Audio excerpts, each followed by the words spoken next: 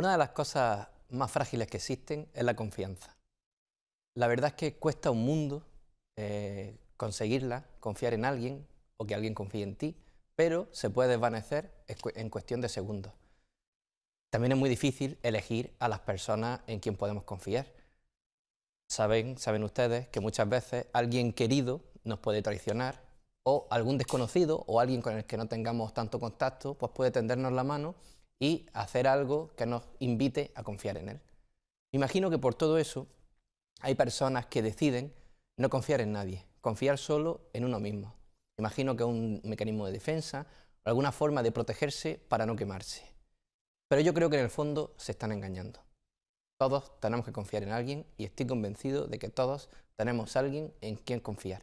Y es una responsabilidad tanto para él como para nosotros. Cuidemos a esa gente. Muy buenas noches y bienvenidos al Círculo de las Letras. Hoy tengo que empezar diciendo que nuestra audiencia va a echar de menos a una parte importante de este programa, y es que nuestra querida Raquel Martínez, la otra mitad, por lo menos la otra mitad de esta aventura televisiva y literaria, pues no ha podido venir. No sé si es que te has escaqueado, Raquel, pero ya no me lo hagas más. Te prometo que si vienes la semana que viene no voy a hablar del hombre del saco. Pero oye, no te escaquees más, que está muy feo, y menos el día de mi santo, hoy es mi santo, y no te has dignado a venir. Bueno, te paso una, pero no dos. Lo que vamos a pasar a continuación es las recomendaciones de nuestros queridos telespectadores, que no paran de enviarnos, tranquilos que las pondremos todas, una a una. Así que vamos ya con la primera sección de este programa, ¿Tú qué lees?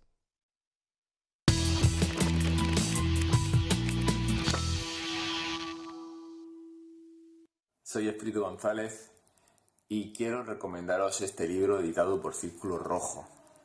No es que quiera, es que para mí es un deber recomendaros que leáis la historia de Edu Balboa, Entre superhéroes. Edu Balboa es un policía nacional que va por los hospitales repartiendo sonrisas entre los niños enfermos de cáncer. Es un cuento para adultos y es un libro, además de ser solidario, un libro muy, muy bonito. Y ustedes me van a decir, ¿cómo un libro sobre el cáncer infantil, que ya de por sí la palabra cáncer, el drama que ello conlleva, puede ser bonito? Bien, pues esa es la magia de este libro. Y para eso se escribió Entre superhéroes, ¿no? Para que cambiáramos todo ese concepto que tenemos de esos niños sin pelo, de los pelones, que son súper majos, son muy sabios y que transmiten muchas cosas. Y entre las cosas que nos transmiten los pelones es esa sonrisa. Ustedes se han dado cuenta que nosotros vamos por la vida normalmente cabizbajos y ante cualquier problema nos venimos abajo y no encontramos solución. Y en cambio ellos están luchando contra el cáncer. Sí, lo están haciendo y siempre tienen una sonrisa. Esa sonrisa que les ayuda a superar muchas veces y a sus papás a llevar mejor esa enfermedad, que le ayuda a ganar esa enfermedad. Para eso escribimos, o para eso Edu Balboa quiso que se escribiera Entre superhéroes. Además, un libro que también nos sirve para concienciar sobre la importancia de la donación de médula. Si ustedes leen Entre superhéroes, es muy probable que en algún momento se les caiga alguna lagrimilla, pero estoy convencido de que esa lagrimilla valdrá la pena y al final del libro se habrá convertido en mucha fuerza y sonrisas. Por favor, no dejen de leerlo. Entre superhéroes, la historia de Edu Balboa. Hola, soy María Ángeles Leonardi y quería recomendar un libro para los amigos del Círculo de las Letras. En esta oportunidad es el libro de las obras completas de Alejandra Pizarnik, una selección que ha hecho Cristina Piña de su poesía y de su prosa más selecta. Alejandra nos escribe desde el dolor, desde la soledad, una poesía muy intensa, una de las grandes voces de la literatura de nuestro tiempo. Lo recomiendo especialmente el de la editorial Corregidor, pero sé que hay otras editoriales que también tienen las obras completas. Un libro que siempre tengo muy a mano. Que lo disfruten. Hola, soy María del Mar y hoy os voy a recomendar para los más peques de la casa el libro Una batuta en busca de director, escrito por María del Pilar López e ilustrado por Almudena López. En este libro vais a encontrar una maravillosa aventura musical que hará que los más peques descubran todo aquello relacionado con la música y que se apasionen con ella. No os lo podéis perder. Recordad, Una batuta en busca de director. R. Escrito por Antonio de Miguel. Un combate naval, un naufragio, un gran amor, una falsa acusación, una emboscada, una conspiración, una venganza. Es lo que contiene el insólito legajo que por azar el joven historiador norteamericano Matthew Brown encontró en un monasterio benedictino de la costa atlántica francesa, que relata en primera persona la vida de un guardia marina español de finales del siglo XVIII. Su nombre, Rodrigo de Azpilicueta y Olavarría. Y si los hechos históricos de la Revolución Francesa de 1789 fueron manipulados por quienes los dictaron y así nos lo han hecho creer, un secreto y una verdad es lo que descubrirán, que la hermandad de los custodios está vigilando tus pasos. Una vida por mi vida es lo que estas páginas. Ya sé cuál es la verdad, es mi secreto, es mi muerte. Círculo Rojo, Antonio de Miguel. La vía de contacto o la vía de contacto para hacernos llegar sus vídeos, sus recomendaciones. Es un correo electrónico info@editorialcirculorrojo.com. La verdad es que les estoy muy agradecido porque no paran de llegarnos recomendaciones y vídeos. Intentaremos ponerlos todos. Y a ti, Raquel, que sé que me estás viendo, como no venga la semana que viene, por lo menos nos tienes que enviar un vídeo, una recomendación, ya sabes, en horizontal, que tú eres muy de hacer los vídeos en vertical, en horizontal, y por lo menos, oye, pues te vemos en vídeo y suplimos un poco tu ausencia, que es alargada, ¿eh? Como estoy solo, que parece que hoy solo voy a hablar de eso, como estoy solo, pues me apetece ya dar paso a la primera entrevista, porque si no va a parecer esto un monólogo. Así que vámonos ya con el escritor del círculo.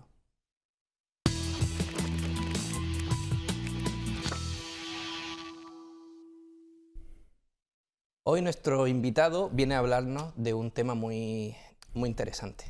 Les voy a enseñar el libro, aquí lo tienen, ha salido hace poquito, se llama El infierno y sus puertas, y su escritor ya nos está acompañando, como les digo, se llama Pepe Sedano. Él es funcionario del Ayuntamiento de Berja, lleva 37 años como funcionario, si no me equivoco, ahora me corregirá él, y además un estudioso de la Segunda Guerra Mundial. Pepe Sedano, muy buenas noches. Muy buenas noches, Alberto, gracias. Vaya trabajazo que ha hecho, ¿eh? La verdad es que ya me lo contaba, un poco fuera de antena, te estás quedando sin ejemplares, pero no solo por la calidad, sino por lo interesante de esta investigación. ¿Cómo te da a ti por empezar a investigar sobre la Segunda Guerra Mundial y sobre los campos de concentración? Bueno, la Segunda Guerra Mundial empecé con 10 años porque veía en el diario ABC que se estaban publicando por fascículos los desembarcos de Normandía y las batallas aéreas, y de niño nada más que de ver hazañas bélicas ya te engancha. Eso me cogió de niño, pero continué con mi juventud y mi adolescencia hasta mi vejez, o en el otoño de mi vejez, y he continuado siguiendo todo lo que ha publicado sobre la Segunda Guerra Mundial. ¿Y cómo empecé a investigar? Pues la Segunda Guerra Mundial, como te digo, me enganchó, pero en el año 81, recién entrado yo en el ayuntamiento contratado, pues recibimos una carta del amical de Mauthausen diciéndole al ayuntamiento que había un gabinete de abogados franceses que querían ponerse en contacto con 5 familias de Berja que habían tenido muertos en el campo de concentración de Mauthausen. Todo empieza en Berja. En Berja. Cuando yo me entero de que ha habido muertos virgitanos en Mauthausen, ya me volví loco, se me fue la cabeza y hasta hoy. Y seguramente que hasta el último de mis días. ¿Y por qué en este momento, cuando decides publicar tu libro?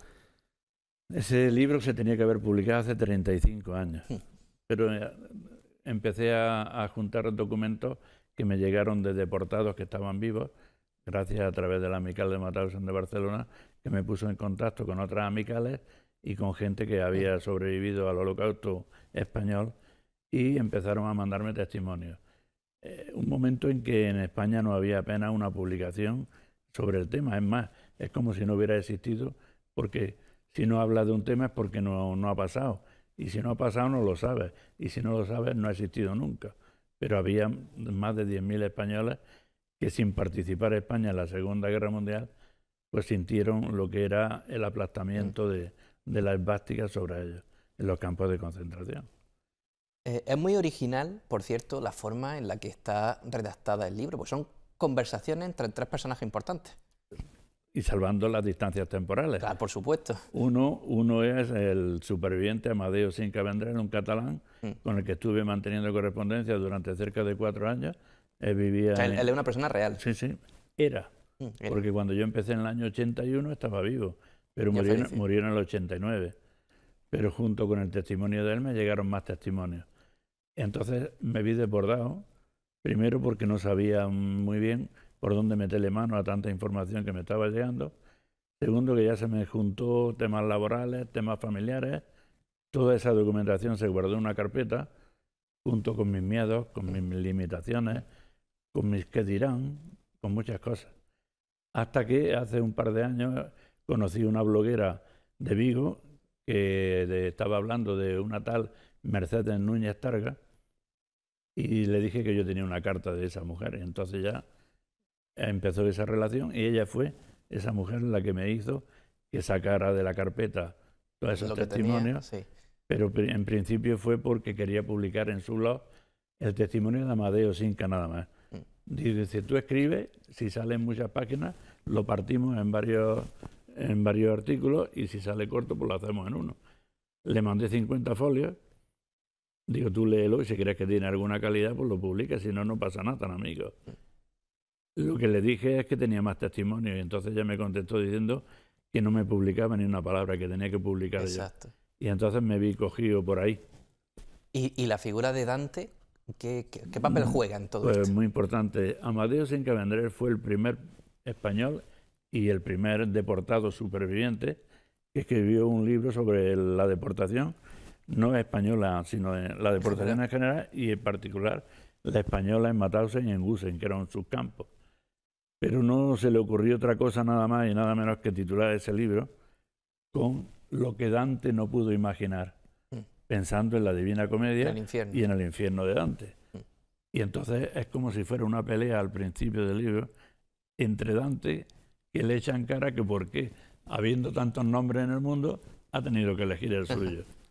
Y entonces ya le dice que su infierno se quedó hecho una colilla comparado con los infiernos que tuvo que pasar. En tu libro tienen un papel protagonista, tristemente protagonista, 4 campos de concentración, pero Mauthausen parece como que destaca sobre los demás. ¿Qué destaca porque Amadeo Cinca estuvo en Mauthausen y es con el que más tiempo estuve manteniendo la correspondencia y el que más documentación tengo sobre otros campos. El Sachsenhausen, por ejemplo, es una carta que tiene 3 folios nada más. De Ravensbrück, una carta que tiene 6 folios. Treblinka es más porque son fotocopias y cartas de un deportado. Sí. Hasta cierto punto, deportado, hay sus más y sus menos. Que hay ciertas dudas en eso. Hay quien dice que es un impostor, pero no, oficialmente nadie lo ha dicho. Ya. Pero en ese libro se dice, o por lo menos se deja en el aire.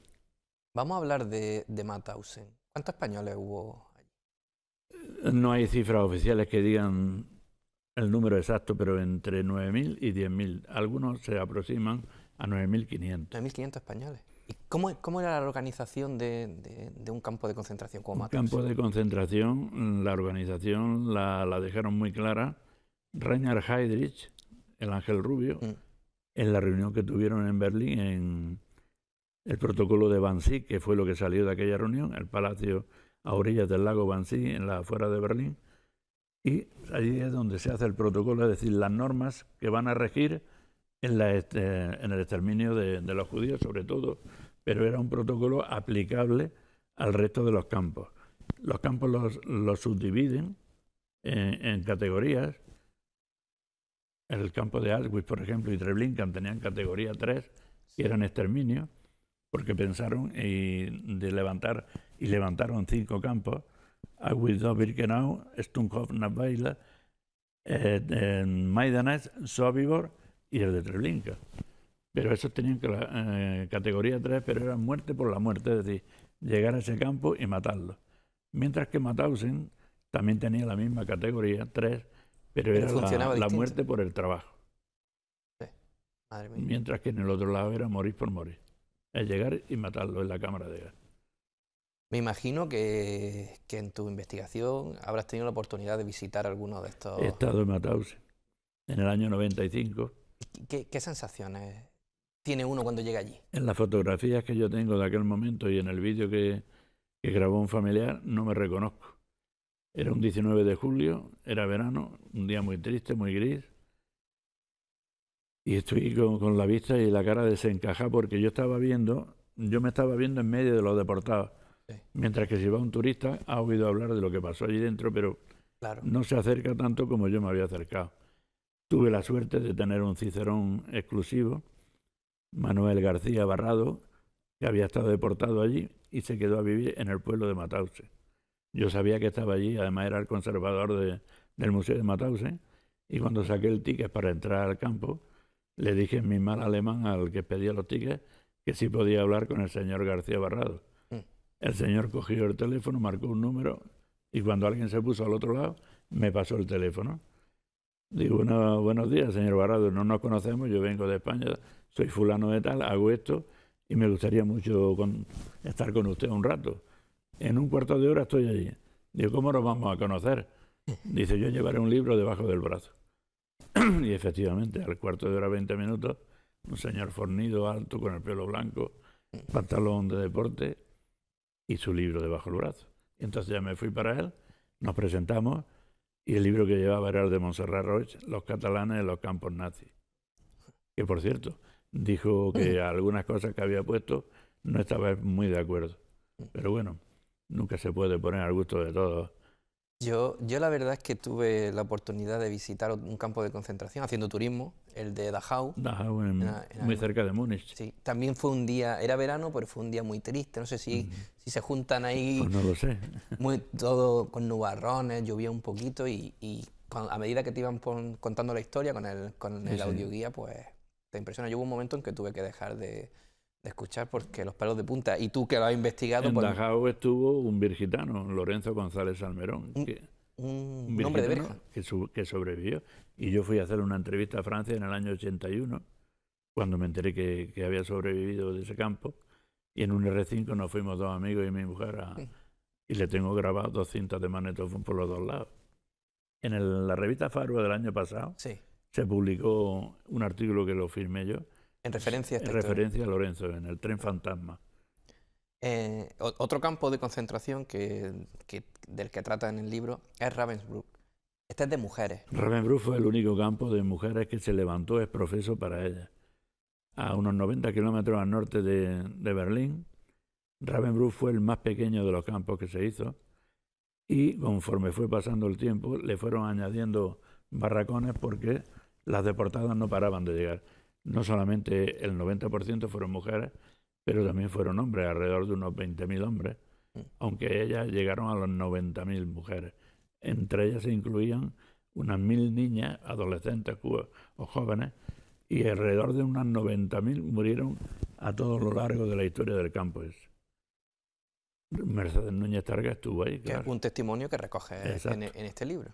Yo me entero de que esa mujer estaba allí, le mando una carta y me contestó con seis folios, una carta muy hermosa, que esa carta la han reproducido en un libro que acaba de salir hace unos meses sobre la vida de Mercedes Núñez Targa, y pone la carta que escribió Mercedes a Pepe Sedano Moreno. Llama mucho la atención, y supongo, ahora nos lo contarás, que tendrá su historia, la foto que ilustra la portada del libro, ¿verdad? La tiene. Yo le dije al amigo que me hizo el diseño, digo, yo quiero una fotografía de un campo de concentración donde predominen las alambradas. Digo, me da lo mismo la que sea. Me llama una tarde y Pepe, ven al estudio que he encontrado algo que te va a gustar. En cuanto me la puso en pantalla, digo, esta es mi fotografía de portada. Dice, he contactado con el dueño de la fotografía, un italiano, para preguntarle, primero, si podemos reproducirle, segundo, si nos va a cobrar por ello. Y resulta que su nombre aparece en el Facebook. Me he puesto en contacto con él a través del Facebook y me ha dicho que no, que adelante, que no hay ningún problema.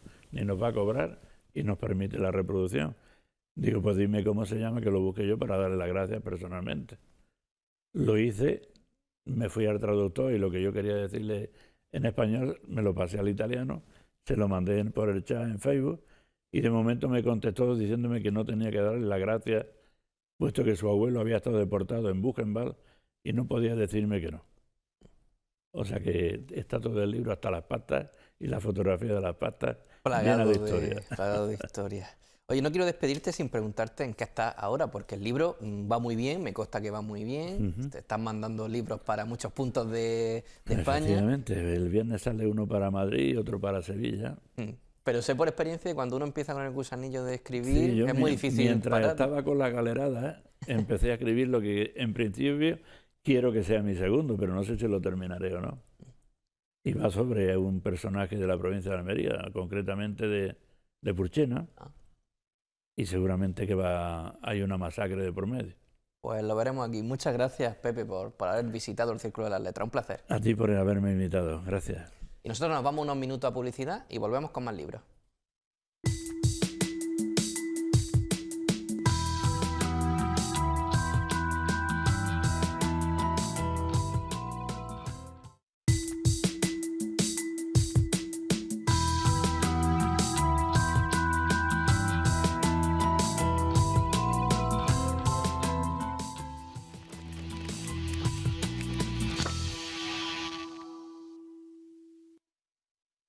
Toca ahora la sección La Lista de la Semana, que ya saben ustedes, si nos siguen, que hacemos un poco lo que nos da la gana. Y hoy que no está Raquel para controlarme, pues mejor todavía, tengo el camino libre.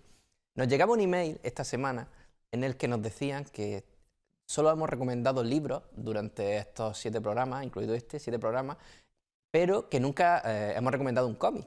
Así que aprovecho y la primera recomendación de mi lista de la semana es este cómic, conocido por todo el mundo, amante y no de los cómics. Se llama From Hell, está escrito por Alan Moore y Eddie Campbell y trata básicamente de un personaje muy conocido por todos, como es Jack el Destripador. Jack el Destripador fue un personaje real, finales del siglo XIX, en Londres, concretamente en el barrio de Whitechapel, y fue conocido tristemente por asesinar, que sepamos, a 5 mujeres, 5 prostitutas. El cómic es fascinante, de hecho, y valga la redundancia, lo recomendamos para todos, os gusten o no los cómics. Yo tengo que reconocer que los cómics no me atraen mucho, pero es de los pocos que he leído y releído. Además, con esta edición tan especial y tan bonita que han sacado últimamente, no hay excusa para no acercarse a él. Por cierto, en algún programa, más adelante, hablaremos del Jack almeriense, o por lo menos así lo tituló Iker Jiménez en un reportaje que hicimos justo hace un año para el programa Cuarto Milenio, en el que hablamos de una serie de crímenes relacionados con prostitutas y ocurridos en Almería. Lo dejaremos para otro programa.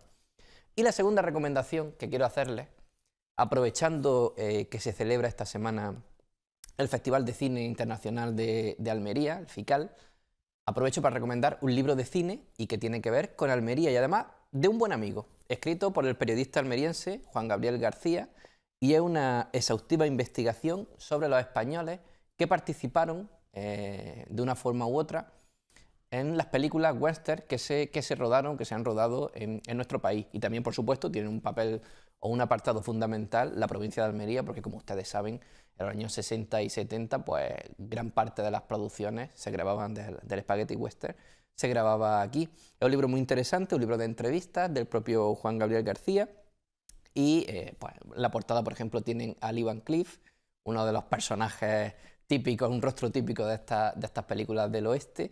Es un libro que, por desgracia, está prácticamente descatalogado. No sé si quedará algún ejemplar por ahí, en alguna librería. Si existe, vayan ustedes a por él, porque es un tesoro. Y a ver si convencemos desde aquí a Juan Gabriel para que se anime con hacer otra edición más actualizada.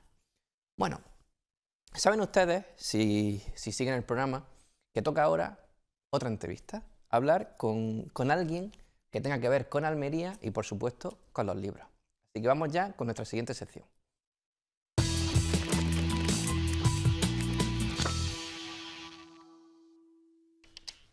Y nuestra siguiente invitada es María Campra, que ya está aquí a mi lado. Ella es licenciada en Filología Hispánica, tiene un blog que se llama encantadoradecuentos.com, ha ganado varios premios de relatos, tiene también su faceta como correctora. Y yo tengo muchas ganas de hablar con ella. María, muy buenas noches. Hola, buenas noches, ¿qué tal? Muchas gracias por acompañarme. Nada, a ti.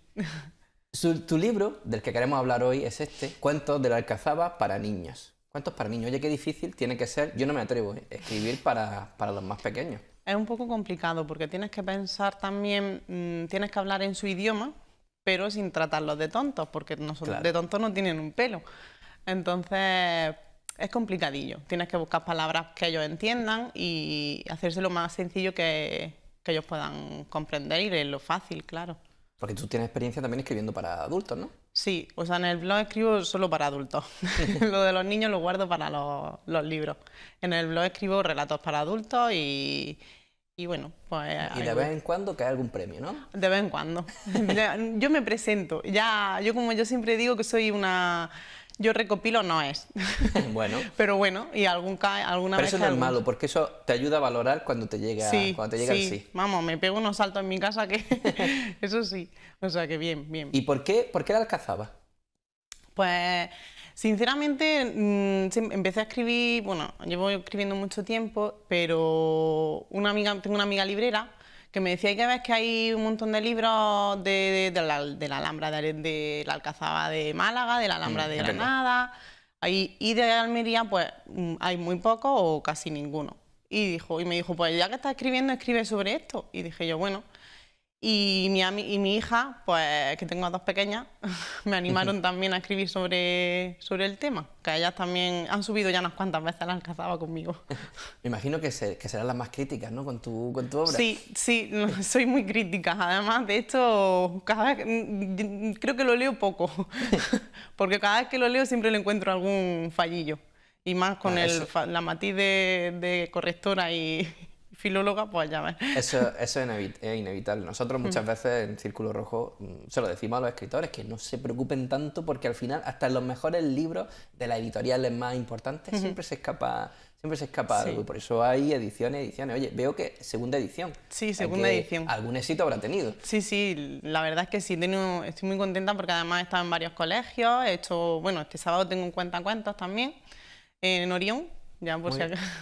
¿A qué hora? A las 12, en Orión. A las 12 de la mañana, en Orión. ¿Cuentacuentos? Para niños, lógicamente. Para niños, sí. Y nada, pues hay que llamar para reservar, así que quien quiera se puede acercar. Y nada, y la verdad es que estoy muy contenta con el resultado, la verdad. O sea que... ¿Y cómo es que te anima a autopublicar? Pues... sinceramente, ahora mismo que me he metido un poco más en el mundo editorial, creo que la autopublicación es ahora mismo de lo mejor que hay en el mercado, porque es verdad que una publicación tradicional, a la vieja usanza, digamos, sí, es más complicado porque tienes que llamar a más editoriales, pero lo bueno de la autopublicación es que tú manejas todo, tú sabes lo que vendes, tú eres... Digamos que eres el que lleva el marketing, todo lo llevas tú. Y eso, quieras que no, te da como autonomía para llevar todo lo que conlleva el libro. Y además que estoy contenta con Círculo Rojo, vamos, que con quien he publicado. Muchas gracias por la parte que me toca. Yo estoy de acuerdo contigo en eso, pero sí que es cierto que cada una tiene sus ventajas y sus inconvenientes. Sí, por supuesto. Yo siempre recomiendo, y ahora seguro que algún telespectador dirá, claro, ¿tú qué vas a decir? Yo siempre recomiendo la autoedición, sobre todo a aquellas personas inquietas, que se muevan, que les guste promocionar, les guste el contacto con la gente, porque en una edición tradicional, independientemente de lo económico, que siempre las regalías son menores, pues en teoría la editorial te lo va a hacer todo. Y aunque muchas veces, y eso nos lo cuentan muchos autores, al final terminan ellos haciendo prácticamente lo mismo. Sí, porque es verdad que la autopublicación tú tienes que hacer más cosas, te tienes que mover muchísimo, pero es verdad que también en la edición tradicional te pasa también un poco eso.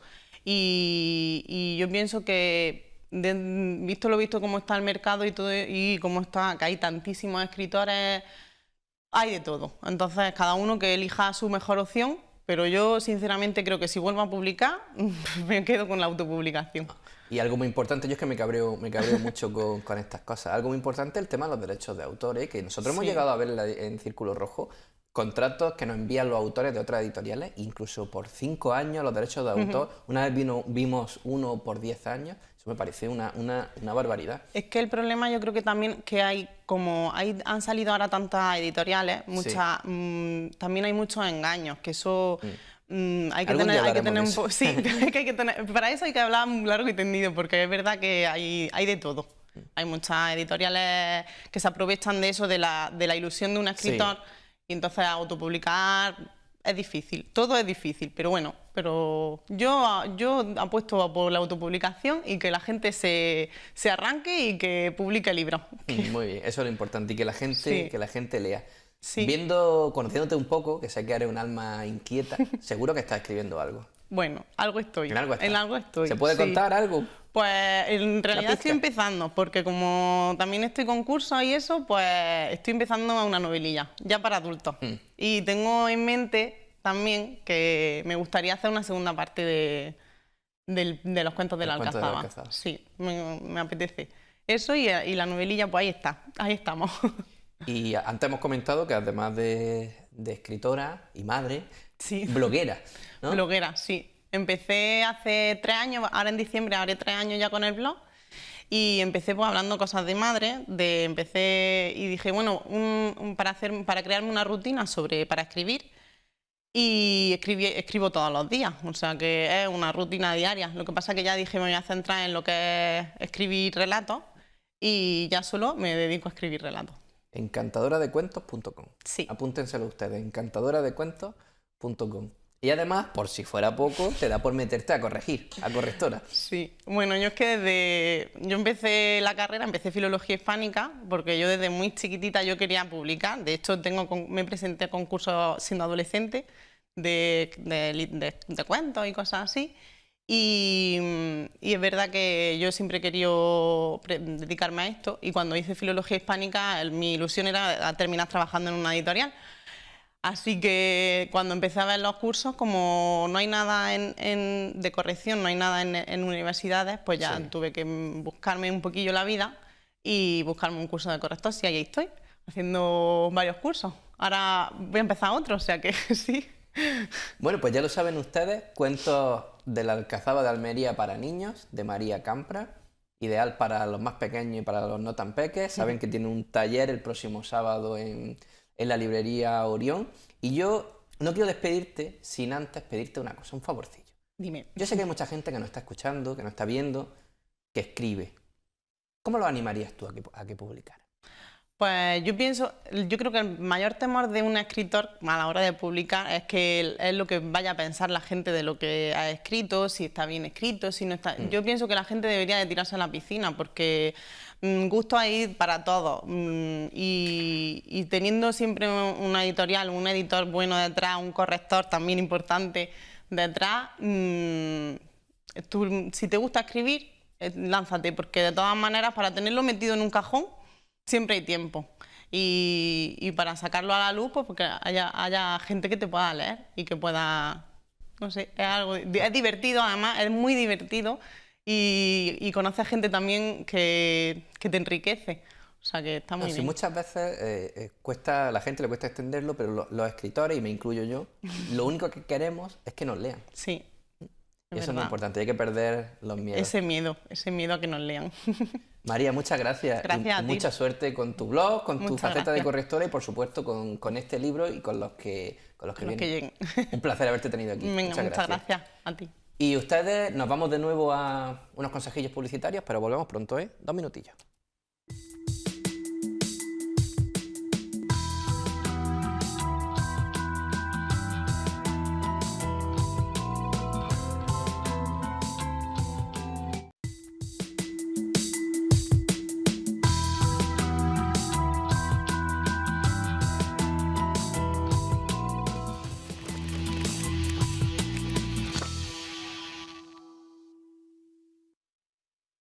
¿Saben ustedes que muchas veces las cosas ocurren de casualidad o no? Decía JJ Benítez, un mago del misterio, que no existían las casualidades, existían las causalidades. Pues antes, acabo de caer ahora, os lo prometo, antes hemos hablado de Jack el Destripador, con el libro que he recomendado, con el cómic From Hell, y uno de los sospechosos, porque nunca se detuvo a nadie, uno de los sospechosos fue Arthur Conan Doyle, el escritor de Sherlock Holmes, que por cierto, todo hay que decirlo, y ya lo hemos contado aquí, Círculo Rojo, la editorial, recibe su nombre por un relato de Arthur Conan Doyle, y concretamente de Sherlock Holmes. Y hoy en la sección Almería Misteriosa, como estoy solo, por si no se han enterado, Raquel me ha abandonado. Bueno, ya te vale, no te lo voy a perdonar y lo estás notando. Como estoy solo, pues me parecía un poco, que iba a quedar un poco raro hablar yo de un tema de Almería, una especie de monólogo o de exposición, y tenía miedo a cansarles. Entonces he caído en invitar a un buen amigo del programa y un buen amigo de los libros, que además está haciendo sus pinitos como historiador, como articulista, y también, por supuesto, es amante del misterio. Así que nos acompaña ya Jorge Barroso. Buenas noches, Jorge. Buenas noches, Alberto. Oye, un placer tenerte aquí conmigo, ¿eh? ¿Quién nos lo iba a decir cuando nos conocimos? ¿Y quién me iba a decir a mí? Exactamente, yo estoy preocupado, el fin del mundo se acerca. Tú con chaqueta, que no te había visto nunca con chaqueta, bueno, de hecho creo que no te he visto nunca con camisa. Bueno, en la gala de Círculo Rojo, pero porque lo requería la ocasión. Tú con chaqueta y yo sin chaqueta. La ocasión lo merece. Pues el caso, Jorge, es que estás escribiendo, además muy interesantes los artículos que estás haciendo para Babel Historia. Sí, Babel Historia. Y esta semana, o hace poquitos días, escribiste uno que a mí me llamó mucho la atención porque toca a Arthur Conan Doyle y algo relacionado con el misterio, como son las hadas. Y una fotografía, que por cierto voy a pedir a mis compañeros que las vayan poniendo a medida que mantenemos esta conversación, Jorge y yo, una fotografía que causaron sensación en su época, que fueron muy polémicas, pero que Arthur Conan Doyle confió en ellas. Ahí estamos viendo un libro sobre hadas, ¿no? Sí, bueno, este libro lo explicaremos después, la historia de este libro. Bueno, cuéntanos, ¿qué pasa? ¿Qué ocurre? ¿O cuándo ocurre? Esto ocurre en el año 1917, en plena Primera Guerra Mundial. 1917. En una pequeña villa que se llama Cottingley, cerca de Bradford, en el norte de Inglaterra, sí. Donde unas dos primas, dos niñas, una se llama Elsie sí. Wright, vivía la familia Wright, Elsie Wright y Frances Griffith. Elsie tenía en ese momento 16 años y Frances tenía 10 años. ¿Están jugando? Están jugando porque, bueno, Frances vivía en Sudáfrica, pero fue a pasar el verano entero a Cottingley, sí, con su prima. Y bueno, durante todo el verano pues están jugando y siempre llegaban por la tarde, por la noche, llegaban de jugar y siempre muy mojadas y manchadas y los padres pues se enfadaban con ellas. Y ellas solían argumentar que era por culpa de unas hadas. De las hadas, claro. Las hadas del jardín. Las hadas del jardín, de un arroyo que había que jugaban y bueno, pues sí. Ahí vemos una de ellas, sí. Una foto real de la chica. Claro, esa es Elsie, ¿vale? Pues resulta que los padres se lo toman un poco como a coña. Broma, lógicamente. Las niñas dicen que juegan con hadas. Sí, pero el padre tenía una cámara de fotos porque el padre era un entendido en fotografía. Cogen la cámara de fotos las niñas, se la llevan y bueno, cuando llegan por la tarde, resulta que el padre la revela y aparecen unas pequeñas manchas que ¿esto qué es? Ahí vemos una. Sí. Ahí vemos... Y se ve perfectamente. Sí, son unas hadas. El padre se lo toma un poco como a coña, que son cosas de niñas, que esto es una broma. El caso es que otros días después cogen otras fotografías, donde en la fotografía que hemos visto, distinta, sí. Que la hemos visto antes, donde se ve la hermana mayor, que dicen que es un gnomo y que siguen jugando con hadas y todo eso. Pues el padre todo eso cree que es una coña, pero o sea, ellas, las niñas en todo momento afirmaban que estaban jugando con hadas y con gnomos. Hadas, que sí, que son reales y que son verdad. Pero el caso es que el padre no las cree, pero la madre sí. La madre se llama Polly Wright. Ella sí lo cree, y lo cree porque ella pertenece a una sociedad filosófica que es la teosofía, sí. Si la conoces, sí. La famosa Elena Blavatsky. Sí. Bueno, pues la teosofía sí cree en la existencia de hadas, gnomos, todo el tema del espiritismo, los mediums, y la madre sí cree en esta historia. Resulta que hasta en el año 19, 2 años después, en Bradford, la sociedad teosófica de allí está dando unas conferencias precisamente hablando sobre hadas. Sí. Y entonces Polly, que está en esa conferencia, dice, pues mi hija y mi sobrina pues tienen una fotografía, y se la enseñó entonces al líder de esa sociedad teosófica, que se llamaba Edward Garden, sí. Y quedó impactado, quedó maravillado y quiso enterarse de ese caso. Y después tenemos por otro lado al gran protagonista de esta historia, Arthur Conan Doyle, que por otro lado estaba haciendo una revista, una especie de artículos hablando sobre hadas. Y mientras estaba escribiendo le llegó la noticia... ¿Se encuentra con esta historia? Se encuentra, alguien le dice, mira, pues se ve que alguien dice que hay unas niñas que salen con una fotografía de una hada. Se pone en contacto con con Gardner, y bueno, se interesa muchísimo por esta, porque hay que decir que Arthur Conan Doyle creía en todos estos temas muchísimo. Creía en la parapsicología, el espiritismo, sí. Creía muchísimo, y él creía que estas fotos eran la prueba irrefutable de que si existían las hadas, existían los espíritus y existían más allá. Claro, me imagino que para él, que buscaba una prueba, algo claro, esto era magnífico, era magnífico, esto era un hallazgo increíble. Y bueno, y se ponen en contacto e intentan, bueno, llaman hasta ciertos mediums, e incluso tiene una entrevista con Houdini para hablar sobre este tema, el mago Houdini, pero él le dice que toda esa operación parece una broma, que no hay que hacerle mucho caso, pero él sigue creyendo que esto es verdad. Y él empieza a hacer un artículo sobre estas fotografías y sobre estas niñas, pero tiene tiene un poco la decencia de inventarse dos nombres distintos para preservar el anonimato de estas niñas y el lugar donde sea, porque sabe que si no va a ir mucha gente. Pero a su vez había otro periódico local que era muy crítico con estas cosas, que sí habló sobre este tema y sí puso el nombre de las niñas. Sí. Claro, esto cambió completamente la vida de la familia, porque empezaron a acercarse cientos de personas allí, amantes del misterio, a ver si captaban alguna hada. Incluso algún medium fue allí que dijo que había hablado con la hada. Ya sabemos, lo oportunista. Bueno, todo esto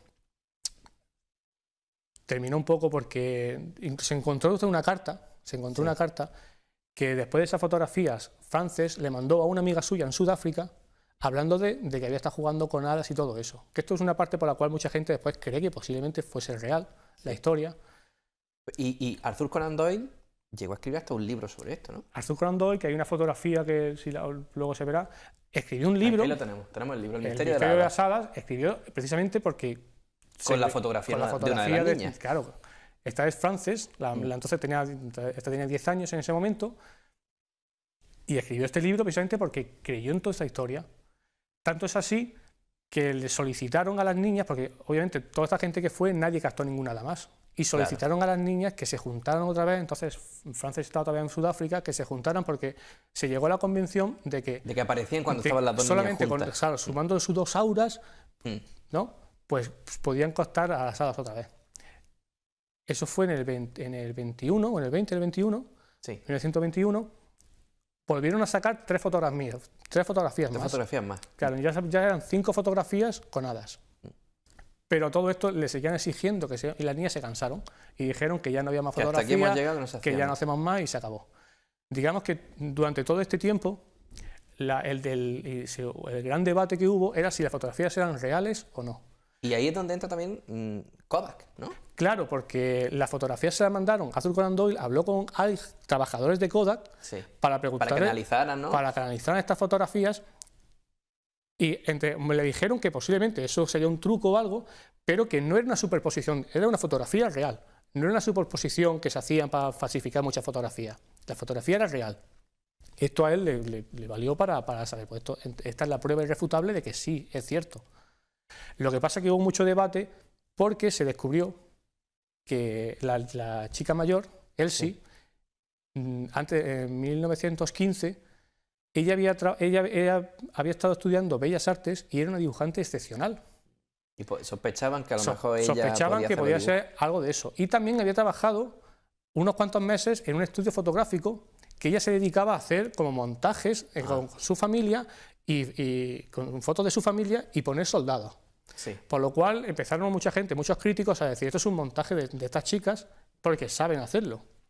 A todo esto, que las hadas, si se ven, mucha gente empezó a criticar que se parecían muchísimo a imágenes de cuentos. Claro. Incluso que el peinado que tenían era parecido de la moda, a lo que se llevaba la moda. No, bueno, esto pasó casi 50 años, hasta los 70. Que fue una historia que se alargó. Sí, se alargó muchísimo, nadie logró descifrar nada, hasta que en los 70, en el 70 y 71, le hicieron una entrevista a Elsie Wright preguntándole por esto en la BBC. Sí. Pero sus respuestas siempre eran muy ambiguas. Lo único que dejaba claro que su padre no había tenido nada que ver en esta historia, pero no terminaba de decir si era real o si era un montaje. Lo dejó así y ahí se quedó. En el 76 otro periodista le hizo otras preguntas y contestó exactamente lo mismo. Ahí podemos ver una foto en la que se ven las hadas muy similares a otras hadas de cuentos. Esta fue una de las pruebas que para reconocer que fue un pequeño fraude, porque ya empezaban, otra vez Kodak ya tenía sistemas de ya tenía mejores sistemas de fotografía, había avanzado mucho la fotografía, y se dieron cuenta de una cosa. Primero, que la fotografía, la original, la primera de todas, donde se ve a la pequeña Frances, detrás hay un arroyo, y el arroyo se ve, claro, si tú haces una fotografía, algo que es movimiento, la fotografía sale como difusa. Sí. Pero entonces, claro, dicen, si el arroyo está en movimiento, está difuso, ¿cómo es posible que las alas de las hadas se vean perfectas? Deberían estar difusas. Eso llevó a que eso tenía que ser o un montaje de muñecos puestos o algo así. Pero se descubrió también que las imágenes que hemos visto, de eso de hadas casi, eso pertenecía a uno de los libros que se llamaba Princess Mary's Gift Book, que salió en el año 1915, precisamente, 2 años antes, y que eran exactamente las mismas, lo único, idénticas, sin alas. Las alas se las colocó la niña, la Elsie, después. Y esto ella lo reconoció después. ¿Cuándo confiesa? En el año 1981. Ya confiesa, porque está un poco harta del tema ya, y dice que todo fue un montaje de ella, de que hizo eso, de que copió, hizo los dibujos basado en ese cuento, copió las hadas, las puso con cartón y con unos pequeños alambres y unas pequeñas alfileres las colgaba para que parecieran reales. Hasta ahí la historia. Y de hecho, yo me estoy acordando ahora de Arthur Conan Doyle, que se creyó a pie juntilla. Claro, ella lo que dijo es que ella no quiso decir nunca nada, porque fue una pequeña broma a su familia, pero como su madre, digamos, metió la pata y lo hizo tan popular, y ellos admiraban profundamente a Arthur Conan Doyle. Arthur Conan Doyle era una persona súper famosa. Ellas no querían desacreditar a ese hombre, entonces querían llevarse eso, digamos, a la tumba, pero al final, en el 81, ella lo dijo. Lo que pasa es que el misterio sigue, el misterio sigue, y mucha gente, a día de hoy todavía mucha gente lo cree realmente, y es porque, como Frances mandó una carta a su amiga de Sudáfrica diciendo que realmente habían visto, él sí dijo que eso era un montaje completamente, pero en una entrevista que le hicieron también en el 81 también, a Frances, que ya eran octogenarias, que eran ya viejecicas, Frances sí dijo que las fotografías eran trucadas, pero que ella jugaba y ella había visto las hadas de verdad. Y lo que dijo fue que, para que todo el mundo las creyeran, porque no se podían ver, no podían demostrarlo, montaron eso para que demostrara al mundo que existían, pero que realmente existían. De hecho, poca gente sabe que en la tumba, por ejemplo, de Frances, se hizo, en la lápida, está la fotografía de ella con las hadas, como llevándose el secreto a la tumba. Y si esto fuera poco, en el año 2013, una mujer, no recuerdo el nombre ahora, una puja por esas fotografías y pagó más de 1.600.000 euros. Más de 1.000.000 Más de 1.600.000 euros por esa fotografía. Claro, esa mujer pensaría que son reales. Claro, claro. Y bueno, pero esto también te lleva un poco a pensar en que muchas cosas están del misterio, o que hay gente que se crea ciertas cosas, que no hay gente, por ejemplo, que no sea leída. Es que fue Arthur Conan Doyle. Sí, se la colaron terriblemente. Es muy complicado. Además, ten en cuenta que este tipo de cosas es muy difícil demostrarlas. Entonces es muy fácil que alguien te engañe. Terminas creyendo testimonio o confiando en personas. Claro, también hay otro hecho, que es que ellas dijeron que habían hecho 5 fotografías. 4 la habían trucado, pero dicen que la quinta no. Hay una quinta que se llama Nido de Hadas, la gente puede buscar por internet, que se ve, Nido de Hadas, que esa ellas no la trucaron. Que ella nunca la hicieron ella. Pero sí, con técnicas de fotografía, se sabe que eso fue, en un propio revelado de la fotografía, se pudieron superponer 2 imágenes, pero que ellas no sabían que habían hecho eso jamás. Entonces, mucha gente todavía sigue diciendo que esa es una prueba de que sí existen, pero fotográficamente se ha demostrado que no. Y se descubrió que las propias imágenes eran copiadas de un cuento. Además, que también hay que decir, ¿por qué hadas? ¿Por qué? Porque si nos vamos al año 1917, que surge esto, prácticamente 10 años antes se hizo mundialmente Se puso de moda. se puso de moda porque salió Peter Pan y Campanilla. Claro, es que se parecen a Campanilla. Claro, es que a partir de eso, toda la historia de hadas pues, fue un boom. Fue el Todas boom. las niñas, mi hija le pasa igual. Claro. Las niñas, las hadas son algo maravilloso. Y estas niñas son niñas, tenían 16, 10 años, jugaban a creerse hadas. Y el juego, pues, El juego se le fue fue de las un manos. poco de las manos. Y bueno, pues no desacreditar a un personaje tan importante como Arthur Conan Doyle. Estuvieron aguantando hasta Claro. final. Oye, qué interesante la historia, me ha encantado. A mí me parece una historia maravillosa, increíble. Pues Jorge, yo creo que a nuestra audiencia también le ha encantado, así que estate atento porque algún día te invitaré. Me gusta Pues yo- mucho y seguro que los telespectadores van a estar atentos a tus publicaciones en Babel Historia. Saben ustedes, busquen en Jorge Barroso y él nos deleita de vez en cuando con algún artículo, sobre todo de misterio de la historia. Jorge, muchas gracias, un placer, ¿eh? Muchas gracias a ti, Alberto. Y a ustedes, como siempre, nos vemos la semana que viene. Espero que con Raquel a mi lado no te escaques más. Ya en serio, Raquel, te echamos de menos. Hasta la semana que viene.